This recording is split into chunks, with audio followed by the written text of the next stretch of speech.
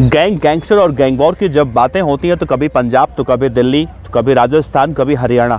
लेकिन बीते कुछ दिनों से लगातार महाराष्ट्र की चर्चाएं भी गैंगस्टर और गैंग वॉर को लेकर ज़्यादा निकलकर सामने आ रही हैं। अब से करीब 10 दिन पहले हमने देखा था एक कुख्यात गैंगस्टर को मुंबई के एक इलाके में दिन दहाड़े गोली मारकर उसकी हत्या कर दी गई थी।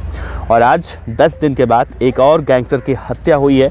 और इस बार जो गैंगस्टर मारा गया है वो गैंगस्टर काफ़ी चर्चित है और येरवडा जेल जिसे कहा जाता है बहुत खतरनाक जेल है, उस जेल में ये सज़ा काट रहा था और इसकी हत्या हुई, जिसको लेकर अब महाराष्ट्र की राजनीति में भी तूफान मचा हुआ है। महाराष्ट्र के जो गृह मंत्री हैं, उप मुख्यमंत्री देवेंद्र फडणवीस, उन्होंने साफ तौर से पत्रकारों से बातचीत करते हुए कहा है कि ये जो गैंग वॉर हुआ है इससे गैंग वॉर नहीं कहा जा सकता, क्योंकि महाराष्ट्र के अंदर जो सरकार है वो ऐसे लोगों से कैसे निपटना है वो बखूबी जानती है।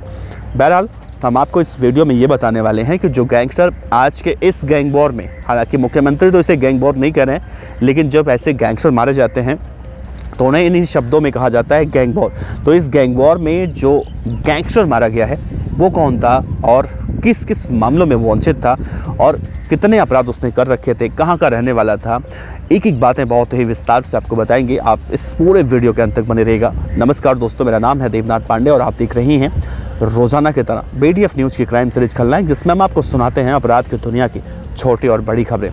तो सबसे पहले मैं आपको एक तस्वीर दिखाने की अगर कोशिश करूं तो यही है गैंगस्टर जो मारा गया है, जिसकी उम्र बताई जा रही है करीब 40 साल। इसका नाम बताया जा रहा है शरद मोहोल। इसकी उम्र 40 साल है और इसे महाराष्ट्र के पुणे में कहा जा रहा है कि पुणे सतारा रोड पर एक वाहन से 7 से 8 बदमाशों की गिरफ्तारी पुलिस ने की है। इनके पास से जो पिस्टल बरामद हुए हैं और कई घातक हथियार बरामद हुए हैं और इस बात की आशंका भी जताई जा रही है कि इस गैंगस्टर को जो मारा गया है इसी के गैंग के बदमाशों की वजह से इसे मारा गया है, क्योंकि गैंगस्टर शरद मोहोल पिछले लंबे समय से अपने इसके खुद के गैंग में एक ज़मीन को लेकर और पैसों को लेकर वर्चस्व को लेकर लड़ाई चल रही थी और उसी वर्चस्व, ज़मीन और पैसों की लड़ाई में गैंगस्टर शरद मोहोल आज मार दिया गया। हालांकि ये घटना जो है वो शुक्रवार दोपहर करीब 1:30 पर कोथरूड के सुतारदरा इलाके में हुई है, जब 3 से 4 हमलावर इसी गैंगस्टर के गैंग के थे। इन्होंने शरद मोहोल को काफ़ी नज़दीक से गोलियां मारी हैं। पुलिस अधिकारी अब लगातार ये कह रहे हैं कि एक गोली गैंगस्टर शरद मोहोल के छाती पर लगी है, जबकि 2 और गोलियां उसके दाहिने कंधे में लगी है। फिलहाल कोथरूड में एक अस्पताल है, वहाँ पर इसका इलाज चल रहा था और इलाज के दौरान इसकी मौत हो गई है। गैंगस्टर शरद मोहोल के बारे में आपसे बताएं तो इसके ऊपर हत्या और डकैती समेत कई मामले दर्ज थे और वो पुणे के ही येरवडा जेल के अंदर इंडियन मुजाहिदीन के संदिग्ध सदस्य मोहम्मद कातिल सिद्दीकी की हत्या के संबंधित मामले में भी आरोपी था। हालांकि बाद में इसे उस मामले में बरी कर दिया गया था, लेकिन जो पुलिस अधिकारी साफ तौर से ये भी कह रहे हैं कि उसके गैंग के अंदर जिस तरह से वर्चस्व को लेकर लड़ाई चल रही थी और उसी का नतीजा है कि गैंगस्टर शरद मोहोल को आज मार दिया गया। वैसे जब जब देखा जाता है कि गैंग के अंदर, अपने ही गैंग के अंदर जब पैसों को लेकर, वर्चस्व को लेकर या फिर ज़मीनों को लेकर लड़ाइयाँ होती हैं तो इस तरह के हालात देखने को मिलते हैं। साफ तौर से जैसा मैंने शुरू में आपसे जिक्र किया, महाराष्ट्र के गृह मंत्री हैं, महाराष्ट्र के उप मुख्यमंत्री हैं देवेंद्र फडणवीस, उन्होंने मीडिया के समक्ष आकर बयान दिया है अपना और उन्होंने कहा है कि जिस तरह से मीडिया में ये खबरें निकल कर सामने आ रही हैं कि ये गैंग वॉर है, तो मैं बताना चाहता हूँ कि महाराष्ट्र में इस तरह की कोई बातें नहीं होती हैं, क्योंकि महाराष्ट्र की सरकार ऐसे लोगों से कैसे निपटना है वो भली भांति जानती है।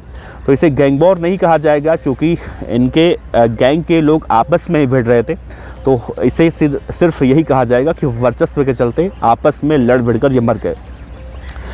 शरद मोहोल और उसके गुर्गे आलोक भालेराव पर जो सबसे संगीन जुर्म था, इल्ज़ाम था, वो था साल 2012 में इंडियन मुजाहिदीन के एक संदिग्ध सदस्य और आतंकी मामले में जो कातिल सिद्दीकी, जिसका नाम बताया जा रहा है, उसकी दरअसल पुणे के इसी येरवडा जेल में गला घोंटकर हत्या की गई थी और इस मामले में शरद मोहोल पर आरोप लगा था। शरद मोहोल और भालेराव 2 आरोपी थे। इन दोनों को जून 2019 में पुणे की एक कोर्ट ने इन्हें बरी किया था। जनवरी 2010 में गैंगस्टर किशोर मारने की हत्या हुई और इसमें शरद मोहोल को मुख्य आरोपी बनाया गया था। दत्तावाड़ी पुलिस स्टेशन में दर्ज हुआ जो ये हत्या का मामला था, इसमें शरद मोहोल के साथ 6 और सहयोगी थे जिन्हें दोषी ठहराते हुए आजीवन कारावास की सज़ा सुनाई गई थी। शरद मोहोल के खिलाफ जो सज़ा सुनाई गई थी उसके खिलाफ मोहोल ने हाईकोर्ट का रुख किया था और 2021 में हाईकोर्ट ने इसे जमानत दे दिया था। तो वो शरद मोहोल जो इंडियन मुजाहिदीन के जैसे खतरनाक आतंकियों को मारने का इसके ऊपर आरोप था, उस केस में तो बरी हुआ ही था। इसके ऊपर एक और गैंगस्टर को मारने का आरोप था, जब ये उसके अगेंस्ट मुंबई महाराष्ट्र हाईकोर्ट में इसने याचिका लगाई थी, वहाँ पर भी साल 2021 में ये इसे बरी कर दिया गया था। तो गैंगस्टर शरद मोहोल फ़िलहाल मारा जा चुका है, पुलिस इन्वेस्टिगेशन कर रही है, लेकिन जिस तरह से शरद मोहोल की हत्या हुई है उसी के गैंग के बदमाशों ने उसकी हत्या की है। तो अभी पुलिस की इन्वेस्टिगेशन के बाद क्या कुछ निकल कर सामने आता है ये देखना अहम होगा। लेकिन शुरुआती दृष्टि से अगर हम एक आधिकारिक बयान, जब महाराष्ट्र के गृह मंत्री बयान दे रहे हैं जिनके अधीन पूरा पुलिस डिपार्टमेंट आता है, तो कहीं ना कहीं इस बात को तो हमें और आपको मानना होगा कि आपसी लड़ाई में गैंगस्टर शरद मोहोल मारा गया है। और जहाँ तक रही बात गैंग वॉर की, तो महाराष्ट्र के उप मुख्यमंत्री ये बात कह रहे हैं कि महाराष्ट्र के अंदर गैंग वॉर जैसी कोई बातें नहीं होती हैं, पहले हुआ करती थी, अब नहीं होती हैं, क्योंकि महाराष्ट्र में बीजेपी की सरकार है। वैसे आपको क्या लगता है, क्या शरद मोहोल, अगर आपने कभी नाम सुना हो इस गैंगस्टर का, तो शरद मोहोल को कौन मार सकता है? क्या इसकी गैंग के बदमाश इसे मार सकते हैं? जब शरद मोहोल अपनी गैंग का सरगना था तो इसके गैंग के बदमाश इसे क्यों मारेंगे? इन सब बातों को लेकर कहीं ना कहीं देखा जाए तो एक पहेली बना हुआ है। अब पुलिस की जो जांच पड़ताल है उसके बाद काफ़ी सारी तस्वीरें भी क्लियर हो जाएंगी। वैसे आप अपने विचार ज़रूर रखिएगा। आपका बहुत बहुत शुक्रिया। देखते रहिए BDF न्यूज़। नमस्कार, जय हिंद।